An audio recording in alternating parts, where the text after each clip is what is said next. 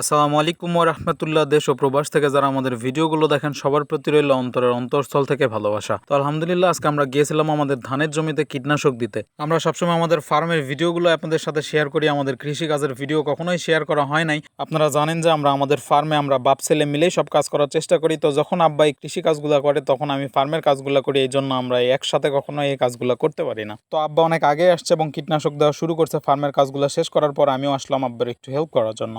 আর আপনারা অনেকেই জিজ্ঞেস করেন যে ভাই আপনারা আপনাদের গরুগুলোকে যে খড়গুলা খাওয়ান এই সবগুলা খড় কি আপনাদের কিনে খাওয়াইতে হয়? আপনারা এখন যে জমিটা দেখতেছেন এই জমির পরিমাণ 50 শতক বা আমাদের নওগাঁ জেলায় 50 শতকে 1.5 বিঘা। এই জমিতে আমাদের যে খড় হয় সেটা দিয়ে আমাদের 3 মাস মতো খাওয়াইতে পারি এবং আমরা পরবর্তী 3 মাসের জন্য আমাদের কিনে খাওয়াইতে হয়। আর আমাদের অঞ্চলে বছরে 2বার ধান চাষ করা হয়, একটা আমনের ধান এবং আরেকটা বুড়ো ধান। তো আমাদের এই জমিটা আলহামদুলিল্লাহ অনেক ভালো, আমরা 2টা ধানই খুব ভালো মতোই ফলন পাই। ওই পাশে যে জমিটা দেখতেছেন ওইটাতে আমরা আমন ধান রোপণ করছি এবং এই পাশের এই যে ছোট জমিটা দেখতেছেন এটাতে আমরা চিকন ধান বা আতপ চাল যেটা থেকে বের হয় আর কি, এই ধানটা লাগাইছি। তো আলহামদুলিল্লাহ ফার্মিংয়ে আমার অনেক অভিজ্ঞতা থাকলেও কৃষিকাজে আমার তেমন অভিজ্ঞতা নেই, আব্বার সাথে সবসময় করার চেষ্টা করি। তো এখন থেকে আমি সবকিছুই নিজে করার চেষ্টা করতেছি যাতে আব্বার কাছ থেকে আমি সবকিছু ভালো মতো শিখতে পারি। আর কীটনাশক ব্যবহার করার জন্য এখন সবাই মোটামুটি অটো মেশিনটা ব্যবহার করে। আব্বারেও আমি বারবার বলতেছিলাম অটো মেশিনটা কেনার জন্য, কিন্তু তারপরেও আমার আব্বা অটো মেশিনটা কিনে নাই, কারণ আব্বার এইটা মনে হয় যে অটো মেশিনটা অনেক স্লোলি পানির স্প্রেটা বের হয়, যার কারণে দিতে অনেক টাইম লাগে। আর এই মেশিনটা আপনি যত জোরে চাপ দিবেন আপনার পানির ফোয়ারাটা তত তাড়াতাড়ি বের হবে এবং তাড়াতাড়ি কাজটা কমপ্লিট হয়। আর যেহেতু আমাদের জমিও এখন কম, এই জন্য আমি আব্বারে তেমনভাবে ফোর্স করি না। ইনশাআল্লাহ যদি পরবর্তীতে আমরা আরও কিছু জমি নিই তখন আমরা অবশ্যই অটো মেশিনটাই কিনবো।